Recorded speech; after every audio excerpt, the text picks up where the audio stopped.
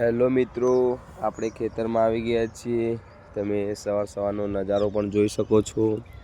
પાછળથી જો એકદમ શાંત વાતાવરણ છે અને ઉગી રહ્યો છે સૂરજ। મિત્રો, આપણા ખેતરની અંદર આ શું આવેલું છે તમને ખબર હશે ને? જે ખેડૂત પુત્ર હશે અને જે ખેડૂતનો પરિવાર હશે એને તો ખબર જ હશે કે આ પાછળ લાલ લાલ શું આવેલું છે। તમને ખબર છે શું આવેલું છે?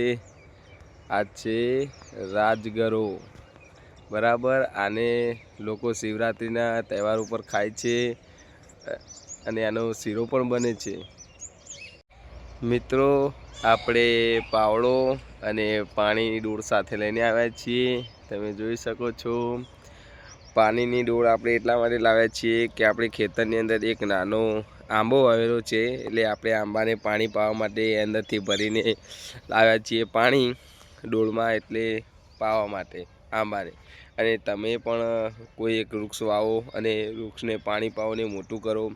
વૃક્ષ મોટું થશે તો ફળ આપશે અને આપણા જીવન માટે વૃક્ષો પણ જરૂરી છે। હેલો મિત્રો, આપણે ફાઇનલી પાણીની ડોલ લઈને આપણે આંબા સુધી પહોંચી ગયા છીએ અને હું તમને આંબો બતાવીશ। નાનો છે પણ એને મોર પણ લાગી ગયો છે કેરી માટે, તમે જોઈ શકો છો। હું બતાવીશ, ચાલુ રાખો। જો આંબો નાનો છે પણ એને મોર લાગી ગયો છે કેરી માટે, જોઈ શકો છો। અને મિત્રો, ફાઇનલ આપણે આંબાને પાણી પાઈ નાખ્યું છે, તમે જોઈ શકો છો। આંબો ખૂબ નાનો છે તો પણ એને મોર લાગેલો છે, એટલે કે આવા ઘરે તમે પણ વૃક્ષો વાવી શકો છો અને હું તો કહું કે તમે વાવો જ।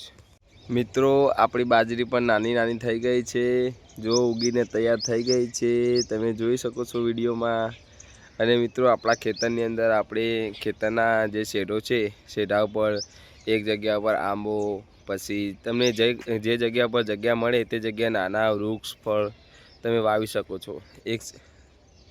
જો મિત્રો, આ બાજુમાં આપણે બપૈયો વાવેલો છે, એટલે બપૈયાને નાના નાના બપૈયા લાગી ગયા છે, જોઈ શકો છો। અને આ તો નેકની અંદર છે, એટલે કે ખેતરમાં પાણી વળે ત્યારે અમે આ જાતે જ પાણી પી લે છીએ, એટલે જોઈ શકો છો તમે। એકદમ નાનો જ છોડ છે તો પણ એને બપૈયા લાગી ગયા છે, એટલે તમે પણ આવા ફળ અને નાના ફૂલ રોપા તમે વાવી શકો છો। અને હું તો કહું વાવવા જ જોઈએ। બજારમાંથી ફળ લાવવા એના કરતાં આપણા ખેતરના ફળ ખાવા સારા, કે સેહત માટે હાનિકારક હોતા નથી।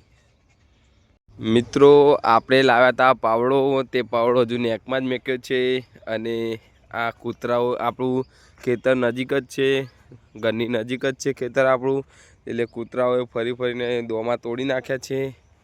અને આપણે કાલે પોણી ફાઇનલ વાળવાનું છે, એટલે દોમાં હોજ કરવા પડશે।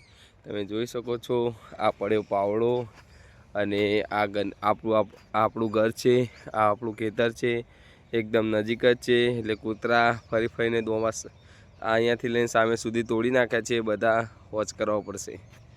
જય માતાજી મિત્રો, આપણે આટલે આપણો બ્લોગ પૂરો કરીએ છીએ। લાઈક કરો, શેર કરો અને સપોર્ટ કરો। જો